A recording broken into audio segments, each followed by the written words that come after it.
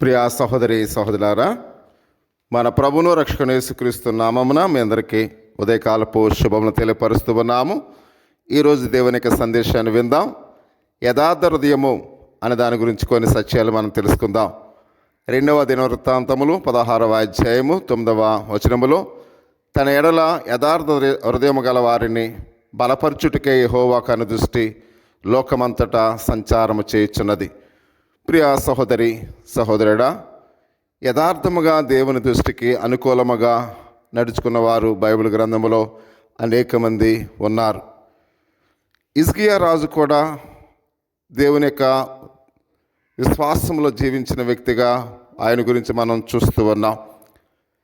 హిజ్కియా రాజుకు మరణకరమైన రోగము కలగగా యెహోవా యథార్థ హృదయుడై సత్యముతో నేను ఎట్లు నడుచుకుంటునో కృపతో జ్ఞాపకం చేసుకోమని హిజ్కియా కన్నీళ్లు విడిచి యెహోవాకు ప్రార్థించినట్లుగా మనం చూస్తూ ఉన్నాం.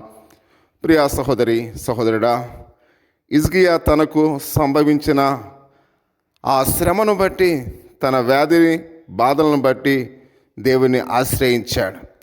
దేవుడు హిజ్కియాను దర్శించి 15 సంవత్సరములు ఆయుష్ పెంచినట్లుగా మనం చూస్తూ ఉన్నాం. యథార్థవంతులకు దేవుడు అనుగ్రహించిన కొన్ని ఆశీర్వాదాలు మనం ధ్యానించుకున్నప్పుడు వారు దేవుని ముఖమును చూస్తారు అని పరిశుద్ధ గ్రంథంలో మనం చూస్తూ ఉన్నాం.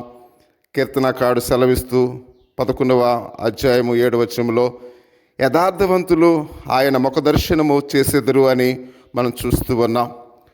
ప్రియా సహోదరి సహోదరుడా, దేవుని యొక్క సన్నిధానములో కాబట్టి యథార్థ హృదయాన్ని మనం కలిగిన వారమై ఉండాలి అని పరిశుద్ధ గ్రంథములో మనం చూస్తూ ఉన్నాం. ఆయన అంటూ ఉన్నాడు కీర్తనకారుడు, నేనైతే నీతి గలవాడినై నీ ముఖదర్శనము చేసేదను, నేను మేల్కొన్నప్పుడు నీ స్వరూప దర్శనముతో నా ఆశ తీర్చుకుందును అని కీర్తనకారుడు సెలవిస్తూ ఉన్నాడు. కాబట్టి ఈ ఉదయకాల సమయంలో దేవుని యొక్క సందేశాన్ని వింటున్నాం. మనము ఆయన ముఖదర్శనాన్ని చూసేవారముగా ఉన్నామా? 2వ మాట మనం చూస్తున్నప్పుడు వారికి చీకటిలో వెలుగు పుట్టెను అని మనం చూస్తూ ఉన్నాం.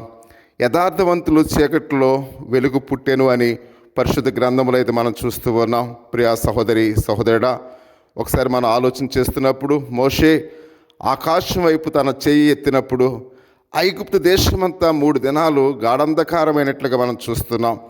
అయినను ఇజ్రాయేలుకి అందరికీ వారి నివాసంలో వెలుగు ఉండెను అని నిర్గమకాండము 10వ అధ్యాయము 22వ వచనంలో మనం చూస్తూ ఉన్నాం.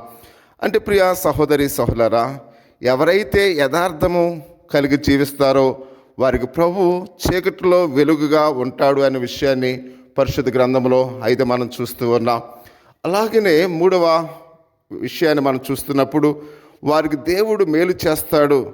యథార్థముగా ప్రవర్తించే వారికి ఆయన ఏ మేలు చేయక మానడు అని కీర్తనకారుడు 84వ కీర్తన 11వ వచనంలో మనం చూస్తూ ఉన్నాం.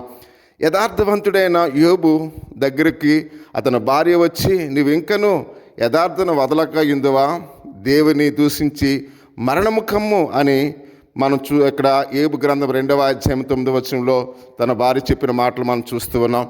అయితే యోబు తన యథార్థతను విడిచిపెట్టలేదు. మరణము వరకు నేనెంత మాత్రము యథార్థతను విడువను అన్నాడు. ప్రియా సహోదరి సహోదరా, ఎన్ని శ్రమలు వచ్చినా కడవరకు యథార్థంగా ఉన్నాడు. అందును బట్టి 2 మేలు అధికంగా యెహోవా అతనికి దయచేశాడు. బంధకములో పడి ఉన్నాను, నిరీక్షణ గలవారులారా 2 మీకు మేలు చేసేదనని నేడు నేను మీకు తెలియచేయుచున్నాను అని జకర్యా 9వ అధ్యాయం 12వ వచనంలో మనం చూస్తూ ఉన్నాం. యోబు వలె ఎవరు యథార్థను కలిగి జీవిస్తారో వారు తప్పకుండా ప్రభు వారికి మేలు చేస్తాడు. ఇంకా కొన్ని ఆశీర్వాదాలు మనం చూస్తున్నప్పుడు యథార్థవంతుల ప్రార్థన ఆయనకు ఆనందకరములని ఇక్కడ మనం చూస్తూ ఉన్నాం. 2వ మాట, యథార్థవంతులకు ఆయన తోడుగా ఉంటాడని ఇక్కడ మనం చూస్తూ ఉన్నాం. యథార్థవంతులు ఆయన సన్నిధిలో నివసించెదరు అని ఇక్కడ మనం చూస్తూ ఉన్నాం. ఈ ఉదయకాల సమయంలో యథార్థ హృదయాన్ని కలిగి యథార్థ జీవితంతో మనం ఉన్నట్లయితే దేవుడు నిన్ను మీ కుటుంబాన్ని దీవించేవాడిగా ఉంటాడు. ఆ విధంగా దేవుడు ఈ ఉదయకాల సమయంలో మిమ్మలను మీ కుటుంబాలను దీవించునుగాక. ఆమేన్. చిన్న ప్రార్థన చేసుకుందాం. పరిశుద్ధుడా, మహోన్నతుడా, సర్వాధికారి స్తోత్రాలు తండ్రి, గడిచిన కాలమంతా కూడా నీ కృపలో నీ కాపుదల్లో నడిపించావు ప్రభువా, మీకు వందనాలు. యథార్థ హృదయాన్ని కలిగి ఉండాలని దేవుని యొక్క సన్నిధానంలో నీ వాక్యం సెలవిస్తుంది ప్రభువా. అటువంటి యథార్థ హృదయంతో ప్రభు మా జీవితాల్లో ప్రభు మేము జీవించులాగున సహాయం దయచేయండి. ఓ మా దేవ ప్రభు తండ్రి, నీవు ఏ విధంగా నీ కృప ధారాళముగా మాపై నీ వెలుగును కుమ్మరిస్తావో ఆ విధంగా ఈ ఉదయకాల సమయంలో కుమ్మరించమని, మమ్మల్ని దీవించమని, మా కుటుంబాలని, మా సంఘాన్ని, సంఘ బిడ్డలను నీ కృపలో ఆశీర్వదించమని మా ప్రభుని రక్షకుని యేసుక్రీస్తు నామములో ప్రార్థించి వేడుకుంటున్నాం పరమ తండ్రి, ఆమేన్. మన తండ్రి అయిన దేవుని యొక్క ప్రేమ, కుమారుని యేసుక్రీస్తు కృప, పరిశుద్ధాత్మని యొక్క అన్యోన్య సహవాసం ఇప్పుడు ఎల్లప్పుడు సదా తోడై నడిపించునుగాక. ఆమేన్, ఆమేన్, ఆమేన్. God bless you, one of all. Thank you.